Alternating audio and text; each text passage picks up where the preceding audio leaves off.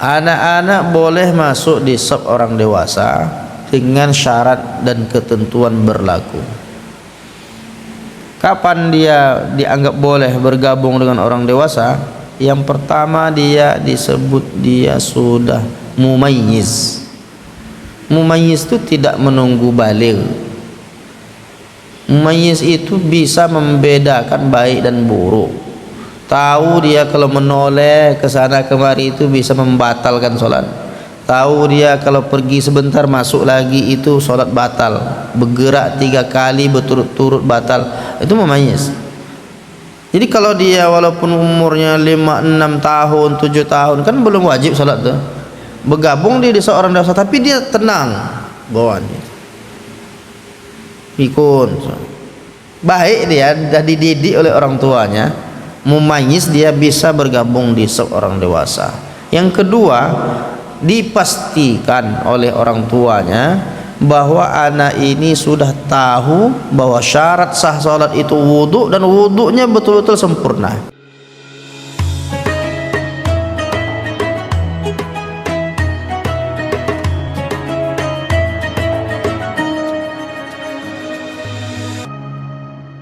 Assalamualaikum warahmatullahi wabarakatuh. Alhamdulillah wassalatu wassalamu ala rasulillah wala hawla wala quwwata illa billah. Ashhadu an la ilaha illallah wahdahu la syarika lah wa ashhadu anna muhammadan abduhu wa rasuluhu la nabiyya ba'dah. Jamaah yang dimuliakan Allah Subhanahu wa taala, mengawali majelis kita subuh ini kita bertahmid alhamdulillahirabbil alamin. Dengan izin Allah taala kita dapat melaksanakan salat subuh berjamaah. Kemudian kita bisa duduk sejenak untuk berada di majelis ilmu, majelis yang disebut oleh Nabi dalam sebuah hadis, majelis yang dihadiri para malaikat, yang ketika dilakukan itu wasyiyat bihimur rahmah, diliputi rahmat Allah, wa anzala alaihimus sakinah, diturunkan ketenangan di hati orang beriman, wa haffat bihimul malaika, dikelilingi malaikat, diliputi rahman, kemudian diturunkan ketenangan, dan yang spesial adalah yang keempat adalah wa dzakarahumullahu fi man indah, dibanggakan Allah di hadapan para malaikat. Siapa yang dibanggakan? Orang-orang yang duduk di majelis ilmu. Disebut Allah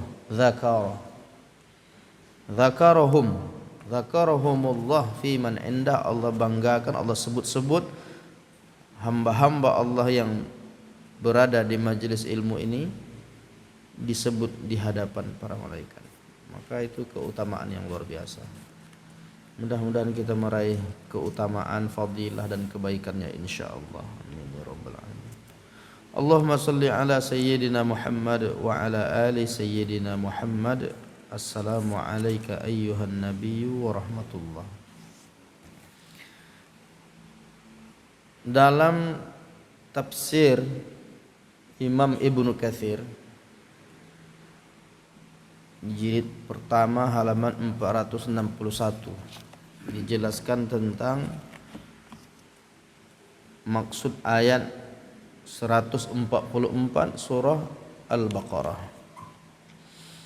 Allah Ta'ala berfirman, A'udzu billahi minasyaitonir rajim. Bismillahirrahmanirrahim. Qad nara taqalluba wajhika fis sama'. Kami melihat wajahmu menengadah ke langit. Mengapa Nabi menengadah ke langit? Karena setelah Nabi hijrah ke Madinah, Nabi berkiblat ke Baitul Maqdis. Jadi Palestina itu ternyata pernah Nabi berkiblat ke sana. Tetapi Nabi hatinya tidak tenang, sehingga dia selalu menengadah ke langit. Dan Allah berfirman, qad nara taqalluba wajhika fis sama. Kami sudah melihat dan menyaksikan bahwa wajahmu selalu menghadap ke langit. Memohon, karena Nabi itu dia berharap kiblat itu ke Ka'bah, tidak lagi ke Baitul Maqdis. Nah, dulu di antara tujuan dan sebabnya mengapa Allah perintahkan Nabi berkiblat ke Baitul Maqdis, pertama memang tanah Palestina itu tanah yang diberkahi. Bahkan dalam Al-Quran disebutkan alladzi barakna haulahu linuriyahu min ayatina. Tanah Palestina ini tanah yang kami berkahi, kata Allah. Ya Allah yang nyebut tanah yang diberkahi. Cuma karena saking diberkahinya, orang-orang Yahudi pun menganggap itu milik dia. Ini milik kami nih. Dan mereka pun membuat cerita-cerita dongeng terkait tentang tanah Palestina. Mengapa semangat betul untuk menghancurkan orang-orang Islam? Karena mereka meyakini itu tanah adalah hadiah dari Tuhan untuk orang Yahudi. Begitulah keyakinan orang-orang Yahudi tentang Palestina. Mereka menganggap bahwa Palestina itu hadiah dari Allah khusus untuk orang Yahudi. Jadi kalau ada selain orang Yahudi, keluar, diusir. Mengapa bisa seperti itu? Karena dalam kitab mereka yang dikarang oleh manusia itu, kitab yang dibuat-buat oleh manusia, bukan dari Allah.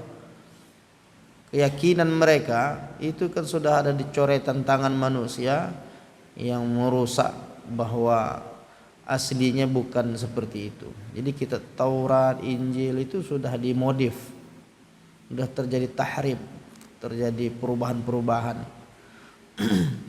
Dalam pemahaman mereka dulu, ternyata Allah Ta'ala ini menurut pemahaman mereka Yahweh, Allah. Mereka yakin juga Allah. Bahkan dalam Al-Quran disebut waqalatil yahudu Uzairun ibnullah. Orang Yahudi berkata Uzair anak Allah. Dia percaya dengan Allah, tapi dia meyakini Allah itu punya anak.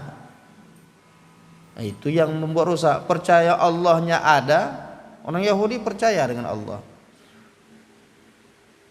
Begitu juga orang Nasrani.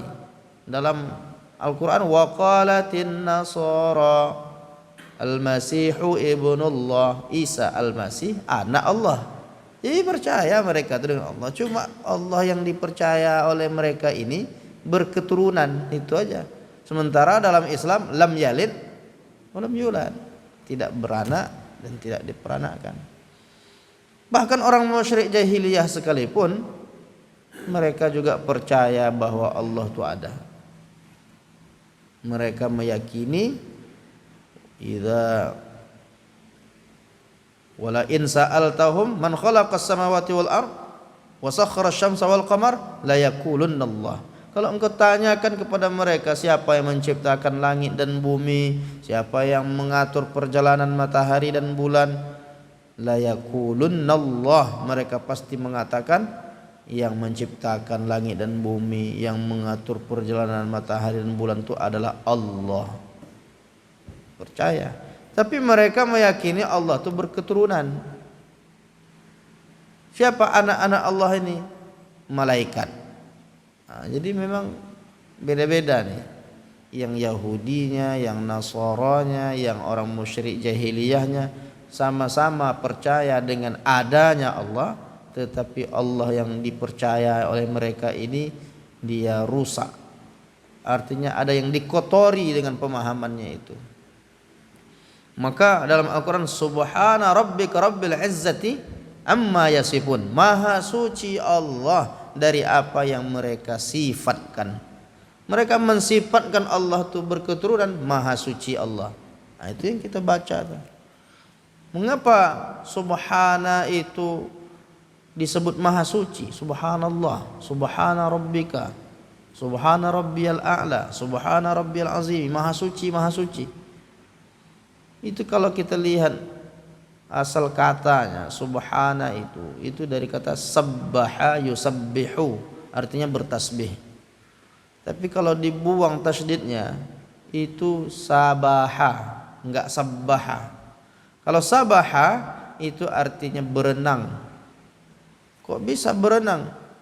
Karena berenang tuh hakikatnya orang sedang menjauh dari star, kemudian dia menggapai terus berenang. Nama berenang itu semakin jauh, semakin terus dia bergerak terus menjauh dari tempat awalnya. Nah, apa hubungannya berenang dengan subhanallah, maha suci Allah? Maksudnya orang yang bertasbih itu dia sedang menjauhkan sifat-sifat yang tidak layak kepada Allah.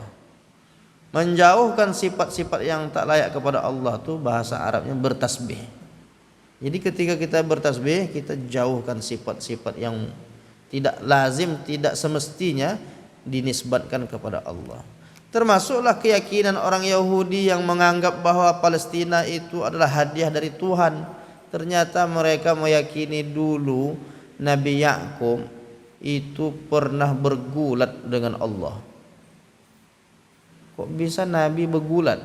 Bergulat itu kan fisik. Berarti dia mujassimah juga dia itu. Berarti orang Yahudi ini memfisikkan Tuhan. Dalam keyakinan mereka, Nabi Yakub bergulat tetapi dengan perjanjian. Ya Allah, ayo kita bergulat. Nanti kalau aku yang kalah, aku beri engkau hadiah. Tapi kalau engkau yang kalah, engkau yang memberi aku hadiah. Akhirnya bergulatlah Nabi Yakub dengan Allah. Siapa yang menang? Yang menang Nabi Yakub, Allah kalah. Itu keyakinan orang Yahudi itu. Kok bisa? Tapi apa yang terjadi setelah itu? Nabi Yakub menagih janji. Ya Allah, karena engkau sudah aku kalahkan, maka aku meminta hadiah. Mana hadiahnya? Lalu kata Allah, ini aku hadiahkan engkau tanah Palestina. Itulah makanya tanah Palestina itu mau dirampas mereka, karena mereka meyakini ini hadiah Tuhan untuk kami. Nabi Yakub itu adalah nenek moyang kami. Mengapa orang Yahudi itu, siapa sebetulnya Yahudi itu? Anak cucu keturunan Nabi Yakub. Nabi Yakub punya anak, di antaranya Nabi Yusuf. Kemudian ada juga di antaranya Bunyamin. Ada lagi namanya itu Yahuda. Yang punya ide karena iri kepada Nabi Yusuf, kenapa dia disayang oleh ayah kita? Kenapa kok berlebihan? Itu kan iri hati. Nah, orang-orang iri hati ini memang anak cucu keturunan Yahuda ini. Nah, dari Yahuda inilah lahir Yahudi itu. Anak cucu keturunan Yahuda inilah yang disebut Yahudi. Dia memelihara kedengkian di hati. Mengapa harus orang Arab Muhammad yang jadi nabi? Selama ini nabi itu dari golongan kami. Tak terima dia, iri hati. Nah, itu sebabnya sekarang mereka iri juga dengan orang Palestina tuh. Iri hati dia. Kenapa kok mereka pula yang mereka meyakini itu hadiah dari Tuhan tadi itulah.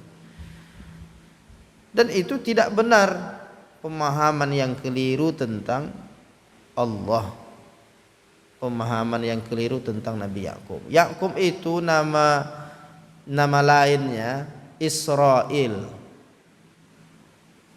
Nah, tapi bukan Israel yang diakui oleh mereka sebagai negara itu, bukan. Israel, Isra artinya hamba, il artinya Allah. Il Kalau bahasa Arabnya ilah, Allah. Kalau bahasa Ibrani Israil, hamba Allah artinya. Kalau bahasa Arabnya Abdullah. Kalau Israel itu adalah nama lain dari Nabi Yakub, berarti anak cucu keturunan Nabi Yakub Bani Israel. Bani artinya anak cucu keturunan. Bani Israel anak cucu keturunan Nabi Yakub. Tapi karena anak cucunya ini dari garis Yahuda, itulah dia Yahudi. Yang mereka ini memelihara kedengkian dalam hatinya. Nah, ketika Nabi Muhammad sampai di Madinah, Allah Ta'ala memerintahkan untuk berkiblat ke Palestina, Baitul Maqdis. Tapi setelah sekian bulan Nabi pun memohon kepada Allah, pindahlah. Maka kata Allah dalam Al-Quran, "Falanuwalliyannaka qiblatan tardaha." Kami akan palingkan wajahmu ke kiblat yang engkau sukai, yang engkau ridhoi. Bahkan dulu Nabi itu diriwayatkan pernah pula sambil sholat melihat ke langit. Kita sholat melihat. Itu diriwayatkan dari Abu Hurairah radhiyallahu anhu, disebutkan dalam kitab Al-Mustadrak Imam Al-Hakim. Anna Rasulullah sallallahu alaihi wasallam kana idza shalla rafa'a basarahu ila sama, bahwasanya Rasulullah suatu ketika dia salat, rafa'a basarahu, dia angkat pandangannya ke langit, ila sama. Kita sampai sekarang belum pernah lagi salat nengok ke atas, Pak, ya. Nabi dulu salat pernah melihat ke langit. Tapi jangan dipraktekkan nanti. Ini sunnah Nabi ini katanya. Itulah banyak orang keliru beragama tuh, asal dapat dia hadis, apa yang dibuat Nabi dibuatnya. Nabi pernah sholat melihat ke langit, dia pun mau buat. Baca ujungnya, fanazalan, maka setelah Nabi melihat ke langit turun ayat. Apa ayatnya? Surah Al-Mu'minun ayat 2. Yang pertamanya, qad aflahal mu'minun, beruntunglah orang-orang yang beriman. Yang keduanya, alladzina hum fi salatihim khashi'un, orang-orang yang khusyuk dalam salatnya. Beruntunglah orang-orang beriman. Orang beriman yang bagaimana yang beruntung itu? Orang-orang beriman yang khusyuk dalam salatnya. Apakah dengan melihat ke atas itu bisa khusyuk? Maka setelah turun ayat ini, fataqta'a ra'sahu, Nabi menundukkan kepalanya. Sejak saat itu Nabi setiap kali salat dia tundukkan kepalanya, melihat ke tempat sujud. Jadi yang mana mau dipakai, yang melihat ke langit atau melihat tempat sujud? Kalau hadis itu dipotong, maka bisa jadi orang salatnya melihat ke langit. Kenapa? Karena hadis itu dibacanya Rasulullah sallallahu alaihi wasallam ketika salat melihat ke langit. Akhirnya dia amalkannya betul. Nah, itu bisa keluar. Padahal ketika Nabi lakukan itu turun ayat untuk memerintahkannya jangan tengok ke langit, tundukkan kepalamu. Maka Nabi pun menunduk. Maka yang diterima itu yang menundukkan itu. Cuma kan itu salah satu kemungkinan orang bisa salah paham dengan hadis itu, ya karena dia tidak selesai baca hadis. Jamaah yang dimuliakan Allah Ta'ala, setelah beberapa bulan Nabi menghadap ke Baitul Maqdis, maka Allah perintahkanlah, fawalli wajhaka syatral masjidil haram, hadapkan wajahmu ke Masjidil Haram. Sejak saat itu Nabi kembali ke Masjidil Haram. Tetapi ayat ini dipahami oleh orang ulama mazhab Maliki sebagai dalil bahwa salat itu tidak melihat ke tempat sujud. Kemana? Ke Masjidil Haram. Jadi menghadapnya ke depan. Fawalli wajhaka syatral masjidil haram. Hadapkan wajahmu ke Masjidil Haram. Itu ayatnya 144 surah Al-Baqarah. Maka orang mazhab Maliki mengambil ayat ini sebagai dalil kalau salat menghadap ke depan. Allahu Akbar. Kalau kita mungkin tidak begitu, karena dalam mazhab Syafi'i menunduk seperti hadis tadi. Fataqta'a ra'sahu, Nabi menundukkan kepalanya, bukan melihat ke depan. Nah, itulah sebabnya mengapa ulama ni beda pendapat. Yang satu memahami hadis ini maksudnya menunduk ke tempat sujud. Tapi ada pula lagi dalil lain melihat ke depan Masjidil Haram. Tetapi kalau selain mazhab Maliki memahami itu yang dimaksud menghadap ke Masjidil Haram itu kalau kita sholat dekat Masjidil Haram itu. Jadi kalau sholat di Masjidil Haram menengok Ka'bah. Ini Ka'bah depan. Tapi kalau jauh dari Ka'bah melihatnya ke tempat sujud. Nah, itu perbedaan pendapatnya. Nah, sekarang kalau orang sholat lalu dia menoleh, bagaimana hukumnya? Ternyata dulu pernah ditanyakan oleh Aisyah radhiyallahu anha kepada Nabi. Gimana hukumnya orang yang sholat sambil menoleh ke sana kemari, ke depan? Maksudnya kalau seharusnya melihat ke bawah, habis itu noleh ke depan, ke kanan, ke kiri, kemudian ke atas. Pokoknya dia bergerak-gerak begitu menoleh. Boleh enggak? Dijawab Nabi, kata Nabi, huwa ikhtilasun yakhtalisuhu syaitan. Itu adalah ikhtilas. Apa ikhtilas itu?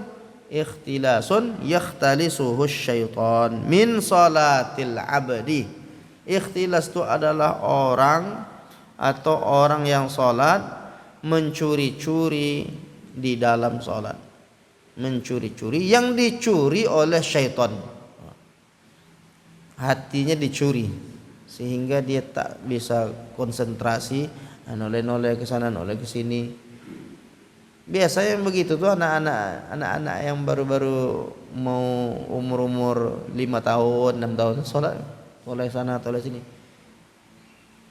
Mungkin kita masih maklumi itu anak-anak belum balik, dia belum dibebankan kewajiban sholat itu.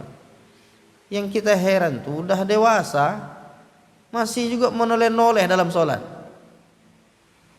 Saya pernah tuh melihat jamaah kita ngisi kajian di salah satu musola setelah sholat asar. Jadi karena ada ibu-ibu ini mungkin dia baru masuk ke masjid lalu dia sholat tahiyatul masjid. Jadi sholat. Jadi saya buka pintu masuk. Sempat dia menoleh tuh. Balik lagi dia. Udah ditengoknya dulu udah bergerak begitu menoleh, tapi dia masih sholat rupanya. Itu kan, tapi bukan jamaah di sini. Nanti ibu-ibu nanti jangan-jangan kami enggak. Jamaah musola ini masjid nih kan? Musola di tempat lain maksudnya. Dalam hati saya, ibu ini sholat, kok bisa dia menoleh ke pintu habis itu balik lagi? Itu yang disebut Nabi ikhtilasun yakhtalisuhu syaitan, dicuri-curi syaitan. Maka hati-hati kalau kecuali menoleh ke kanan ke kiri waktu salam. Nah, itu memang disuruh menoleh. Assalamualaikum warahmatullah. Memang udah begitu. Tapi kalau dalam sedang baca Al-Fatihah menoleh, itu perlu diperbaiki. Ikhtilasun yakhtalisuhu syaitan min salatil abdi, dari salatnya seorang hamba. Nah, kalau menoleh tak boleh, apakah boleh melirik? Kalau melirik itu mungkin mata saja. Pokoknya sudah tengok ke kiri ke kanan itu. Kalau menoleh kan memang lehernya digerakkan. Nah sekarang boleh jadi ada yang melirik di dalam sholat, boleh atau tidak? Itu ada hadis, tetapi hadis ini bukan dipahami harus begitu. Diriwayatkan dari Abdullah bin Abbas radhiyallahu anhuma, disebutkan dalam Sunan At-Tirmidzi, anna Rasulullah sallallahu alaihi wasallam kana yalhazu fis shalah yaminan wa shimalan wa yalwi unuqahu khalfa zahrihi. Rasulullah pernah melirik di dalam salat, pernah melirik ke kanan dan ke kiri, fis shalah, di dalam salat. Tetapi Nabi tidak menolehkan lehernya. Maksudnya melirik itu karena ada keperluan. Makanya dalam hadis disebutkan uqtulul aswadaini fis shalah, bunuhlah dua yang hitam di dalam salat. Gimana tuh memastikan apa yang mau dibunuh tuh lirik dulu. Kenapa? Yang dua yang hitam itu apa? Ular, kata Nabi, wal hayya wal aqrab, ular dan kalajengking. Nah, kalau ada sesuatu yang lewat nampaknya, tentu melirik dulu. Kalau ya sudah jelas, maka dia pastikan boleh membunuhnya. Kalajengking. Jadi melirik itu dengan tujuan untuk berhati-hati ada sesuatu, itu dilakukan Nabi. Tapi tidak sepanjang sholat. Setiap sholat mesti melirik, enggak. Itu jika ada keperluan. Nah, sekarang yang hitam itu tak kalah jengking dengan ular lagi. Handphone hitam itu yang mengganggu. Berdering dia. Ini sedang sholat. Maka karena dia baca hadis, bunuhlah dua yang hitam. Tengoknya HP hitam. Inilah nih katanya. Dibunuhnya. Boleh. Memang kalau kita sedang sholat HP berdering itu memang seyogianya diambil, dimatikan supaya tidak mengganggu. Apalagi lagunya lagu dangdut sedang sholat kan, itu hilang konsentrasi jamaah. Maka diambillah dia, dimatikan. Jangan pernah coba-coba dijawab, sebentar saya sedang sholat. Jangan pernah, batal sholatnya. Nah itu terkait tentang masalah ini. Kemudian bicara kita tentang ada adab seputar sholat, pandangan mata di dalam sholat. Kemudian bisa juga terkait tentang bahagian dari sholat, berdoa di dalam kunut, doa kunut. Itu di antara adabnya itu jamaahnya walaupun meyakini tak ada kunut di waktu subuh, adabnya dia mesti angkat tangan dan mengaminkan. Itu termasuk adab dalam sholat. Walaupun dia, saya ini tak setuju kunut. Terus kalau imam kunut, jamaah lain kunut, saya tidak mau ngangkat tangan. Itu kena juga di adab. Sholatnya tidak batal, tetapi adab-adab sholatnya itu kena. Jadi saya menyampaikan kajian di satu masjid yang memang meyakini tak ada kunut subuh. Nah, di kajian subuh itu ternyata Pak Imam ini, karena sekarang Palestina sedang dibombardir, itu kan seyogianya kita kunut. Maka Pak Imam ini pun berkunut dia. Padahal masjid itu tak pernah kunut. Kunut dia itu karena jamaah ini meyakini tak ada kunut subuh. Itu hanya 1-2 orang aja yang angkat tangan. Yang lain masih itu. Apakah tak paham? Itu kan kunut nazilah. Mungkin karena selama ini memang tak ada kunut di masjid itu. Tapi karena keadaan sekarang, imam mengambil kesimpulan ini perlu kunut nazilah. Maka kunut Allahumma ansur ikhwanana fi Palestin, di antara kunutnya memang diawali dari Allahumma hdina fi man hadain. Maka seyogianya itu angkat tangan. Nah, cuma karena udah alergi, asal terlihat orang kunut itu tak mau. Alergi kunut itu. Mesti angkat tangan, aminkan, begitu seyogianya. Nah, termasuk juga adab-adab ketika berdoa. Kan ada orang berdoa itu kan berdoa di antara adabnya, kalau dalam bahasa Imam An-Nawawi, wa min adabid du'a, di antara adab-adab berdoa. Gimana adab berdoa? Ada waktu-waktu tertentu, fil awqat wal amakin, dan tempat-tempat tertentu. Dianjurkan istiqbalul qiblah, berdoa dengan menghadap ke kiblat. Walaupun tak setiap berdoa menghadap ke kiblat. Seperti khatib Jumat kan enggak mungkin dia menghadap ke kiblat dia pas doa Allahumma ghfir. Mesti dia menghadap ke jamaahnya tak menghadap ke kiblat. Termasuk juga mengusap wajah. Walhamdulillahi rabbil alamin. Itu bahagian dari penjelasan Imam An-Nawawi. Imam As-Sun'ani dalam kitab Subulus Salam juga begitu. Itu termasuk adab-adab dalam berdoa. Nah, termasuk adab berdoa di dalam sholat tadi. Nah, itu perlu betul-betul dipastikan, jangan sampai kita tidak ikut imam dalam mengangkat tangan kemudian mengaminkan. Itu yang luar biasa Imam Ahmad. Imam Hambali tidak kunut pada salat subuh, tapi dia memerintahkan, menetapkan bagi siapapun yang mengikuti dia, kalau imamnya kunut maka mesti ikut kunut dan mengaminkan doa.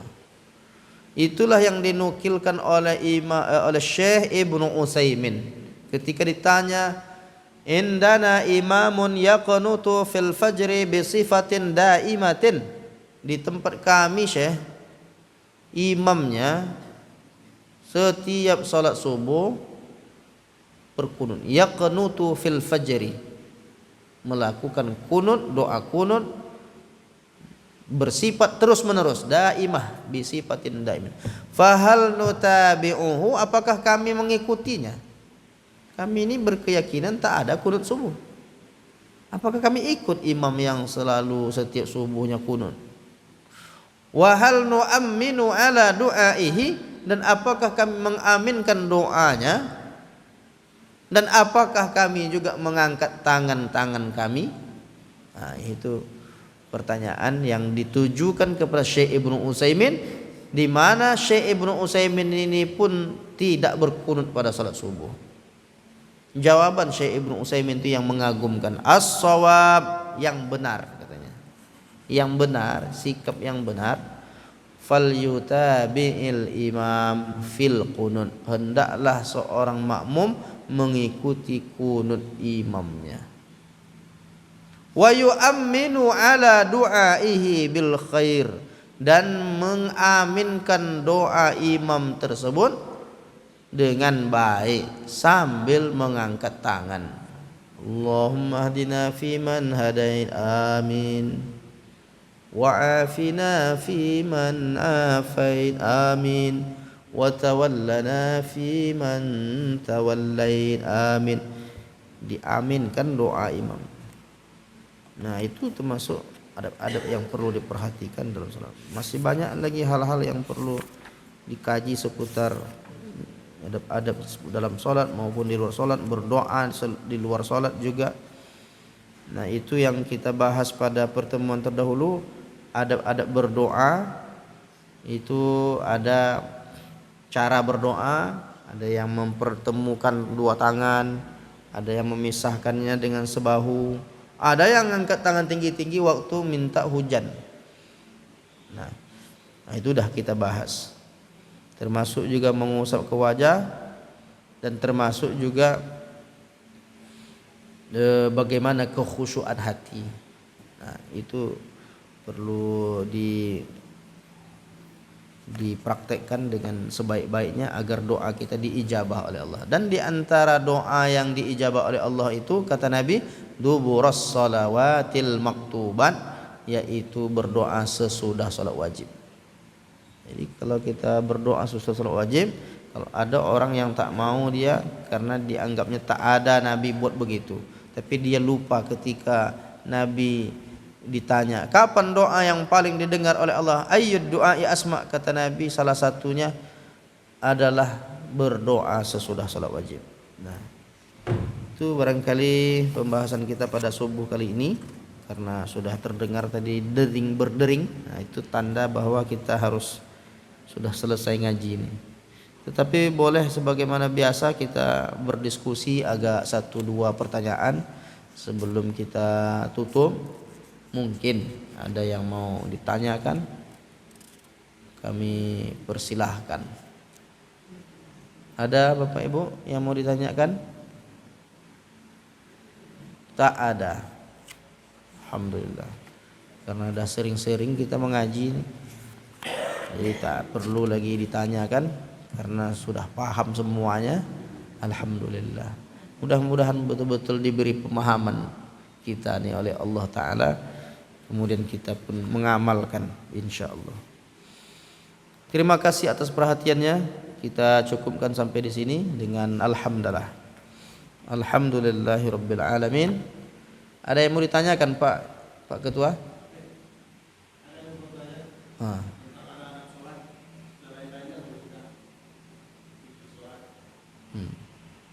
Nampak. Iya. Iya.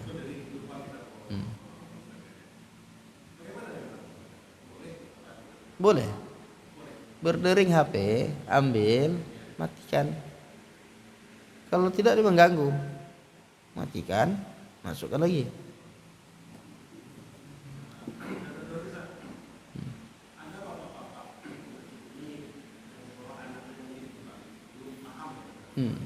Ya.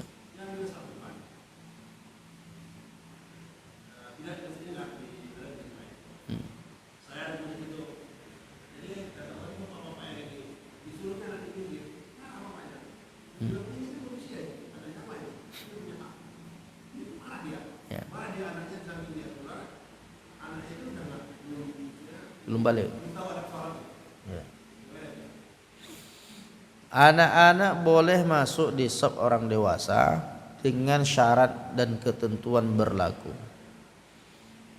Kapan dia dianggap boleh bergabung dengan orang dewasa? Yang pertama, dia disebut dia sudah mumayyiz. Mumayyiz itu tidak menunggu baligh. Mumayyiz itu bisa membedakan baik dan buruk. Tahu dia kalau menoleh ke sana kemari itu bisa membatalkan sholat. Tahu dia kalau pergi sebentar masuk lagi itu sholat batal. Bergerak 3 kali berturut-turut batal. Itu mumayyiz. Jadi kalau dia walaupun umurnya 5, 6 tahun, 7 tahun, kan belum wajib sholat tuh.